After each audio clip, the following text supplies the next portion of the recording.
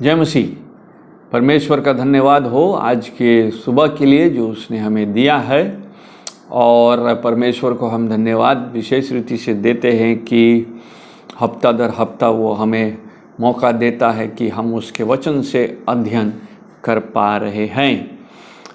जैसे कि हम पहला पत्रस की पत्री के अध्यायों को देखते आए हैं, आज हम उसके तीसरे अध्याय के 8 से 12 पद के हिस्से पर ध्यान दे रहे हैं।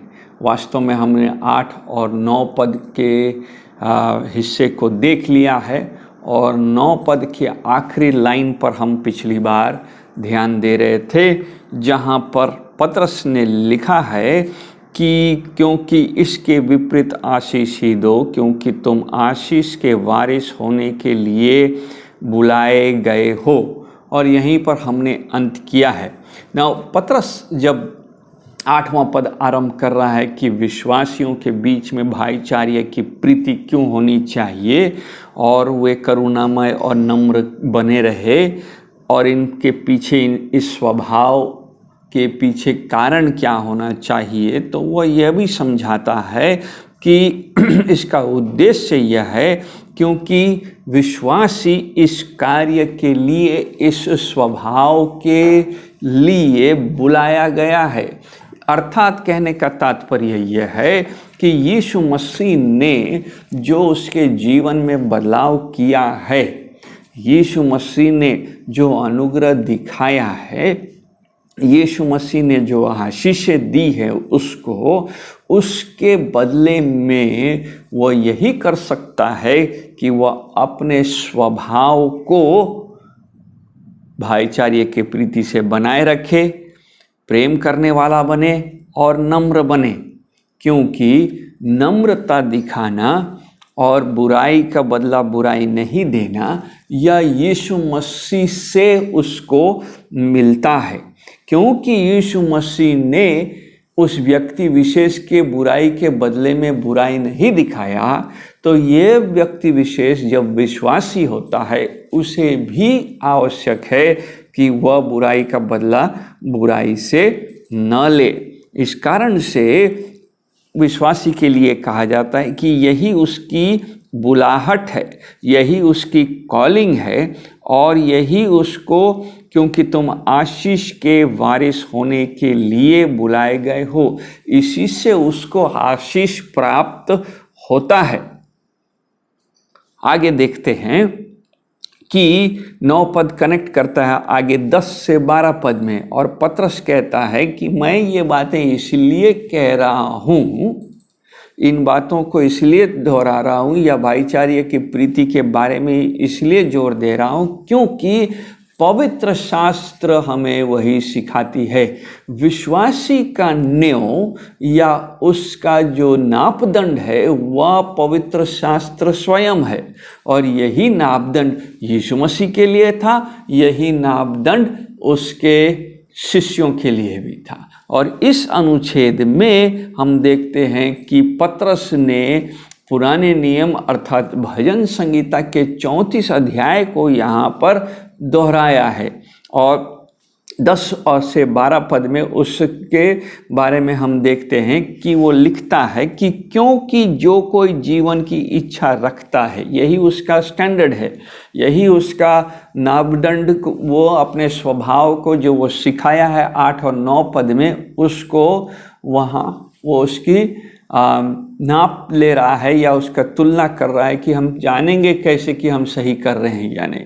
वो कहता है देखो इसलिए जान पाएंगे क्योंकि जो कोई जीवन की इच्छा रखता है, 10वां पद, और अच्छे दिन देखना चाहता है, वह अपने जीभ को बुराई से और अपने होठों को छल की बातें करने से रोके रहे।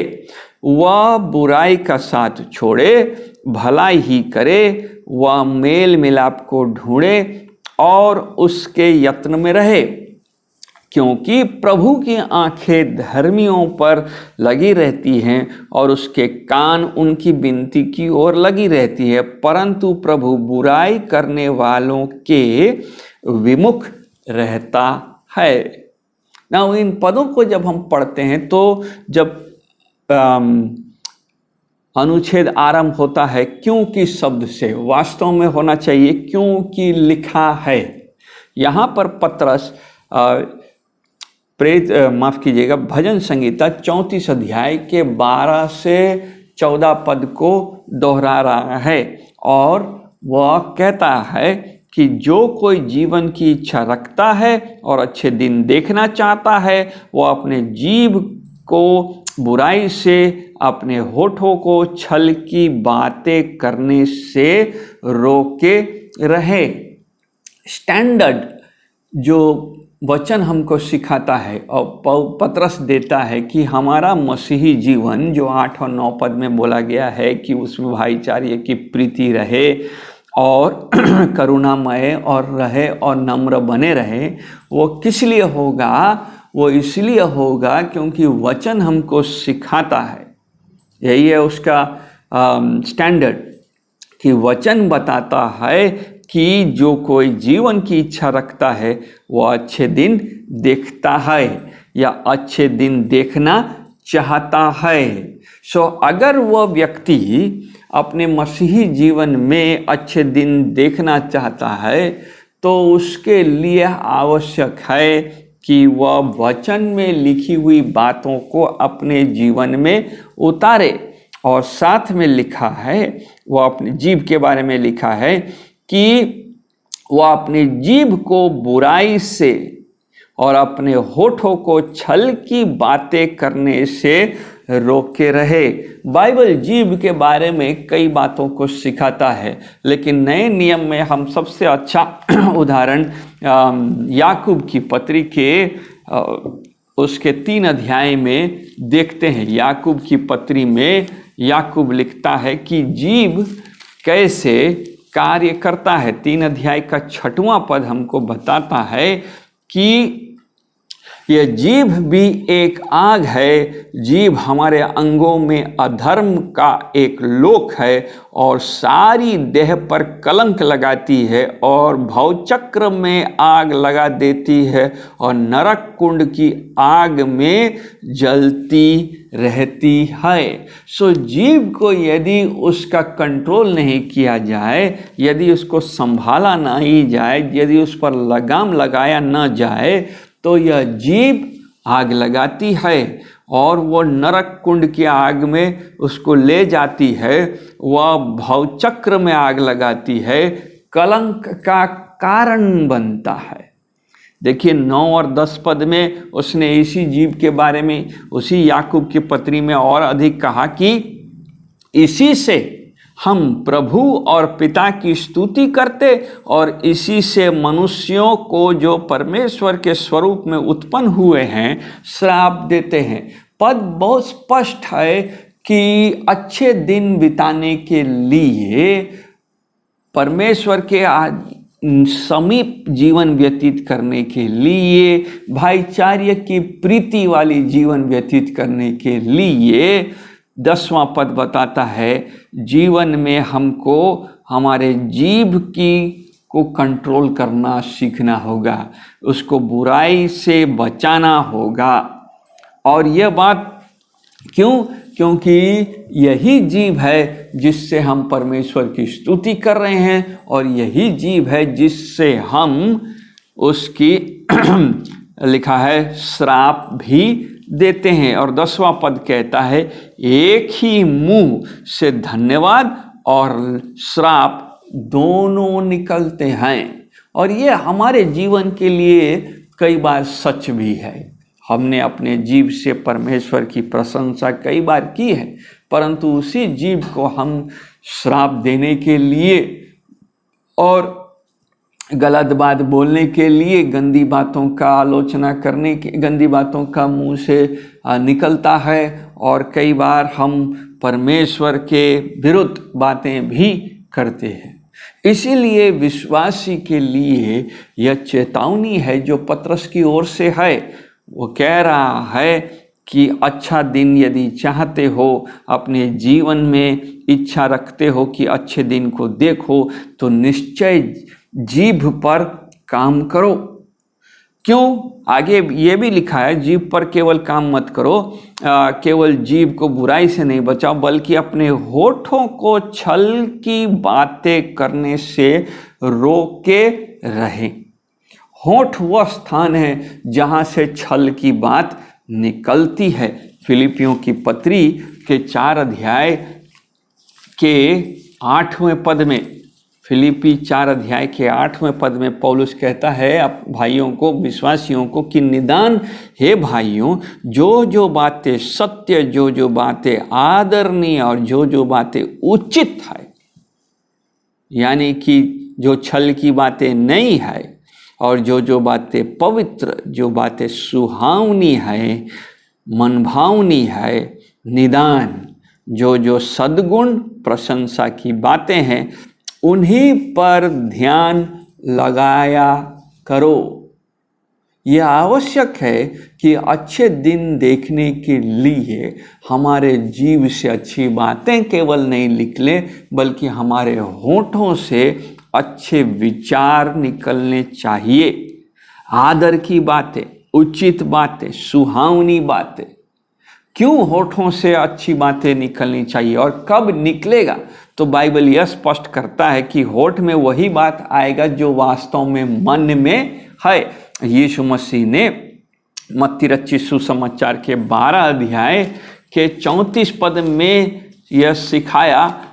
मत्ती रचित सुसमाचार 12 अध्याय और उसका 34 पद में लिखा है कि हे सांप के बच्चों, तुम बुरे हो करके क्यों कर अच्छी बातें कह सकते हो? क्योंकि जो मन में भरा है वही मुंह पर आता है। मुंह मन का परछाई है। मुंह मन का गवाही देता है। मुंह से हम वही बातें निकालते हैं जो हमारे मन में चल रहा होता है। इस कारण से हम जब मुंह से निकाल रहे हैं किसी के लिए, जैसा पतरस बताता है कि छल की बातें नहीं निकालो, और अगर हमारे मुंह से छल की बातें निकल रही हैं कि तो इसका साफ अर्थ है हमारे मन में छल है। और ये हमें जांचना होगा, क्या हम ऐसे विश्वासी हैं जो अपने भाइयों के प्रति ईर्ष्या, घृणा और छल करते हैं? क्या हम उनके लिए जाल बिछा रहे हैं? कई बार कलीसिया में और भाइयों के बीच में, माफ़ कीजिएगा, ये देखने को मिलता है कि वे एक दूसरे के विरोधी काम करते हैं। आगे 11वां पद कहता है कि वह बुराई का साथ छोड़े, भलाई ही करे, मेल मिलाप को ढूंढे और उसके यत्न में रहे। बुराई का साथ छोड़े, दूसरे अनुवाद में लिखा है कि वह उस बुराई से विमुख होकर परोपकार करे। अनिष्ट से विमुख होकर, अर्थात ये बुराई को छोड़ना एक निश्चित एक्शन है जो विश्वासी लेता है और निर्णय के साथ लेता है कि मैं ऐसा काम नहीं करूँगा। टर्न अवे, वह रिजेक्ट कर रहा है। वह इस पापी स्वभाव को न केवल घृणा करता है, न केवल अफसोस करता है, बल्कि उसको प्रवेश होने से रोकना चाह रहा है। विश्वासी के मन में यह तीव्रता होना चाहिए, जब उसके मन में ईर्ष्या, जलन उठे, जब वो अपने मुंह से बुराई करना चाहे, जब वो अपने होठों से छल की बात करना चाहे, तब उसे चाहिए कि वह उसे छोड़े। उसको न केवल छोड़े, न केवल कहे कि अच्छा अभी नहीं करेंगे, बल्कि यह कहे कि यह गलत बात है और मेरे मुंह से ऐसा नहीं निकलना चाहिए। Turn away.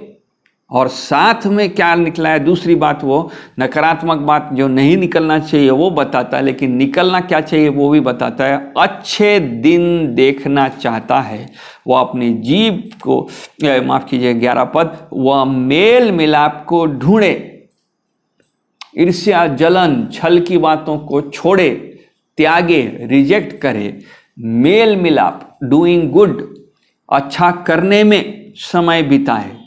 और वहाँ मेल मिलाप को न केवल ढूंढे, लेकिन वहाँ लिखा है, वह पद बताता है, उसकी यत्न में रहे। मेल मिलाप करने में, अच्छे अच्छे चीज़ों को पकड़ने में, अच्छे दिनों को अपने जीवन में उतारने के लिए, अच्छी बातों को अपने जीवन में उतारने के लिए यत्न करे, मेहनत करे। अच्छे अच्छे चीज़ों को उतारने का माने क्या है? मेल मिलाप की बातों को ढूंढने का माने क्या है? 10वां पद जो बताता है कि जीवन की इच्छा रखता है, अच्छे जीवन की इच्छा रखता है, अच्छे दिन देखना चाहता है। अच्छा दिन देखना केवल भौतिक वस्तुओं को पाना, एक अच्छी नौकरी मिल जाना, एक अच्छा जगह मिल जाना पढ़ाई का, या एक अच्छे स्वस्थ रहना, या अच्छा छुट्टी मिला बिताने का एक जगह मिल जाए, या सांसारिक रीति से पूरा संपन्न रहना अच्छा दिन नहीं है। कई बार हम यही सोचते हैं, मज़ा आए जीवन में, कुछ ऐश हो जाए, कुछ मस्ती आ जाए और हर प्रकार के ऐशो आराम हमको मिल जाए, तब हम उसको अच्छा दिन समझेंगे। बाइबल जब पतरस यहाँ लिख रहे हैं इन विश्वासियों को कि अच्छे दिन के लिए, तो ये विश्वासी सताए हुए विश्वासी, ये विश्वासी भागे भागे फिर रहे हैं, ये विश्वासी कठिनाइयों का सामना कर रहे हैं, रोमी साम्राज्य का विरोध का सामना कर रहे हैं, उनके क्रोध का सामना कर रहे हैं और सताए जा रहे हैं। ऐसे समय में पतरस उनको कह रहा है कि तुम्हारा आपसी भाईचारे की प्रीति, तुम्हारा नम्रता का स्वभाव, तुम्हारा जीभ पर लगाम लगे रहना चाहिए। ये बातें, ये गुण अच्छे हैं। इस गुण के लिए ढूंढो, इन गुणों को अपनाने का यत्न करो, न कि सांसारिकता में का प्रयास करने का यत्न करो। सांसारिक अभिलाषा अगर न भी हो, सांसारिक सुख विलास की खोज में यत्न करो, नहीं, बल्कि इन स्वभावों को अपनाओ। इसको अपनाने से क्या होगा? इसको अपनाने से जीवन मिलता है। इसको अपनाने से उस जीवन में आशीष मिलता है। ये वह जीवन है जिसको बाइबल जीवन समझती है, जिसमें परमेश्वर उस व्यक्ति के बीच में उपस्थित है, उसके अंदर में पवित्र आत्मा वास करता है, वह अपने भाईचारे की प्रीति रखता है, अपने कलीसिया के लिए एक गहरा सोच और प्रेम रखता है, वह अपने परिवार को बढ़ाना मांगता है, वह अपने काम के जगह में प्रभु के लिए गवाही देना चाहता है, जैसे कि हम 2 अध्याय में देख रहे हैं। वह अपने मालिकों के नीचे एक अच्छा गवाह बनना चाह रहा है, वह अपने राजा और हाकिमों का आज्ञा मानने वाला में से बनना मांगता है। ऐसा व्यक्ति को बुराई का साथ छोड़ना है, मेल मिलाप के साथ लगाव होना चाहिए, और वहाँ लिखा है वह और उसके लिए यत्न करे, शांति के लिए, भलाई करने के लिए परस्यू करे। यत्न करने का मतलब है कि उसको उसकी खोज में लगे, उसको ढूंढे, उस पर प्रयास करे। ये ऐसे ही नहीं हो जाएगा। जब हम रोमियो की पत्री के 12 अध्याय में पढ़ते हैं कि कैसे पौलुस उस बात को लिखता है कि 12 अध्याय के 18 पद, रोमी 12 अध्याय और उसका 18 पद लिखता है कि जहां तक हो सके तुम अपने भरसक सब मनुष्यों के साथ मेल मिलाप रखो, प्रयास करो, यत्न करो कि हमारे आसपास जितने लोग हैं जिनके साथ हम उठते बैठते हैं उनके साथ शांति बनी रहे। आगे चलते हैं, 12वां पद कहता है, क्योंकि प्रभु की आंखें धर्मियों पर लगी रहती हैं। क्या है वो कारण? पतरस बता रहा है जब वह भजन 34 अध्याय के 15 और 16 पद को यहाँ पर दोहरा रहा है। क्यों करना है ऐसा? क्यों हम भलाई की खोज करें? क्यों हम यत्न करें? क्यों हम अपने जीवन की अच्छी इच्छा यदि रखते हैं तो बुराई का से दूर रहें, जीभ को बुराई करने से बचा के रखें, होठों को छल की बातों से करने से रोक के रखें, क्योंकि 12वां पद, प्रभु की आंखें धर्मियों पर लगी रहती हैं। हमारा यहोवा परमेश्वर सार्वभौमिक परमेश्वर है और निरंतर हम पर आंखें रखा है। भजन का लेखक भजन संगीता का 90 अध्याय का 2 पद में बताता है, भजन संगीता उसका 2 अध्याय माफ कीजिएगा 90 का 2 पद में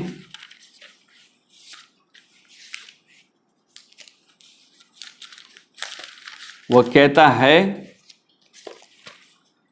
2 पद, इससे पहले कि पहाड़ उत्पन्न हुए वा तूने पृथ्वी और जगत की रचना की, वरन अनादि काल से अनंत काल तक तू ही ईश्वर है।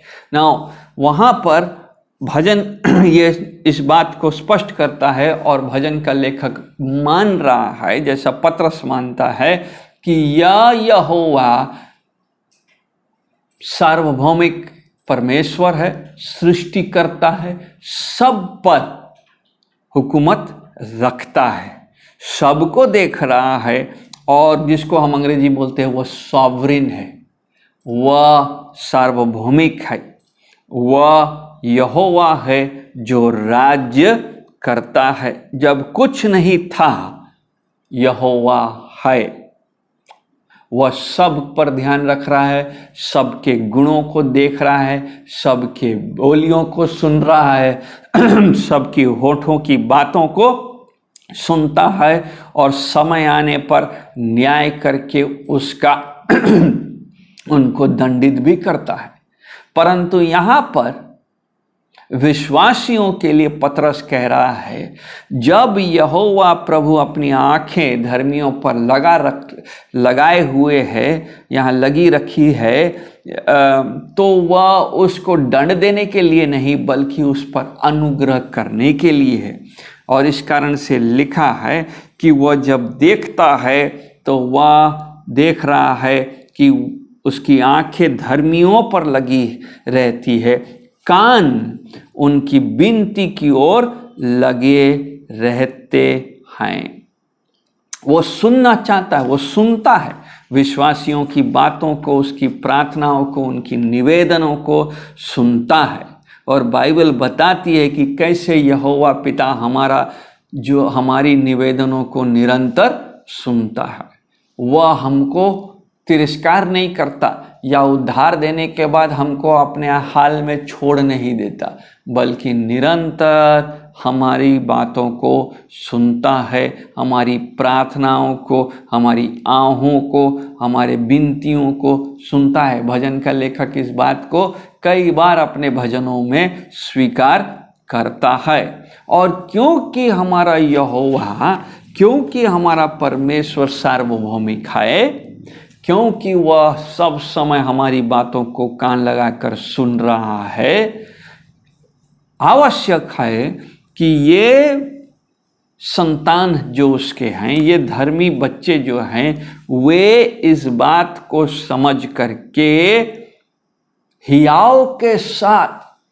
प्रभु के सामने आए, हियाव के साथ यहोवा के चरणों के तले आए और हियाव के साथ, जैसा इब्रानी का लेखक कहता है, कि हम उसके सिंहासन के तले आ सकते हैं। इब्रानी 4 अध्याय का 16 पद हमको बताता है, 4 अध्याय का 16 पद, कि इसलिए आओ हम अनुग्रह के सिंहासन के निकट हियाव बांध कर चले कि हम पर दया हो और वह अनुग्रह पाए जो आवश्यकता के समय हमारी सहायता करे। परमेश्वर यहोवा हरदम हम पर अनुग्रह करता है। हमारे जीवन की परिस्थितियां विपरीत होती हैं और यहाँ पर पहला पतरस में पतरस के विश्वासियों के लिए यह कठिन समय है, वे सताए जा रहे हैं। और कई बार तो हम जो आज के आधुनिक मसीह हैं वास्तव में उनके कठिनाई को समझ भी नहीं सकते, परंतु पतरस कहता है ऐसी कठिनाई के समय में हमको हियाव रखना है, हमको ये जानकारी के साथ स्थिर रहना है कि यहोवा हमारी प्रार्थनाओं को, धर्मी जन की बातों को सुन रहा है, कान लगाकर सुन रहा है और आंख लगाए हुए है। नाउ नोटिस, यहाँ पर ध्यान दीजिए कि 12वें पद में वो 2 शब्द प्रयोग करता है।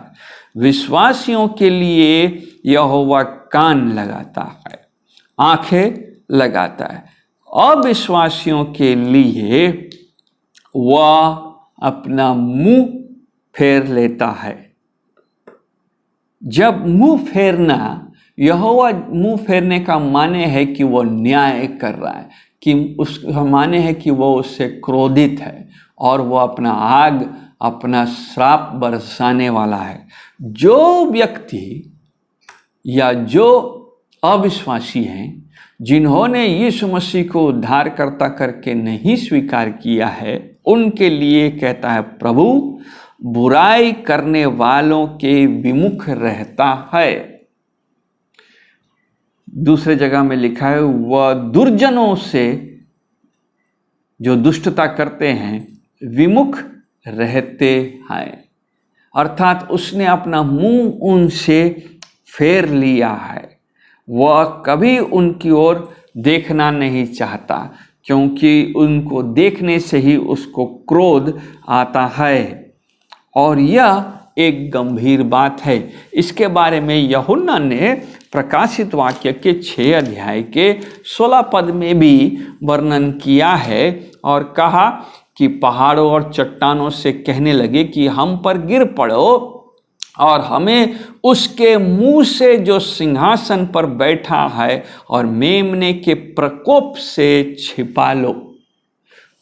यहोवा का मुंह देखने का यहाँ पर तात्पर्य अधिकतर समय यही है कि वह न्याय करने वाला, और अविश्वासियों के न्याय में दंड है, श्राप है। भजन संगीता बताता है कि उसमें मुंह में, उसके मुंह, वो अविश्वासी ये विनती कर रहा है कि किसी तरह से यहोवा अपना मुंह उसके सामने से फेर ले, क्योंकि उसका प्रकोप भयानक है। हम विश्वासियों के लिए यह एक बहुत शांति देने वाला बात है कि प्रभु हमारे विरुद्ध मुख नहीं कर रहा है, बल्कि हमारे ओर तो वो अपना कान और आंख लगाए हुए है। वो ध्यान से देखना मांगता है, सुनना मांगता है, और ये हमको आश्वासन देता है कि कठिन समय में भी, परिस्थितियां बहुत खराब चलने पर भी, मैं ऐसे कई परिवारों को जानता हूं जहां परिस्थितियां अच्छी नहीं हैं, परंतु हमको हियाव मिलता है, क्योंकि वचन बताता है कि वह हमारी बातों को, हमारी निवेदनों को सुन रहा है, उस पर कान लगाए हुए है। इस कारण से हमारे लिए यह हियाव का, यह आनंद का कारण होना चाहिए। परमेश्वर करे कि इन वचनों से आपको शांति मिले, आपके मन में वो ढाढ़स उत्पन्न हो कि यहोवा हमारी सुनता है, इसीलिए हमारे जीवन में अच्छे दिन हैं और भविष्य में आते रहेंगे। धन्यवाद।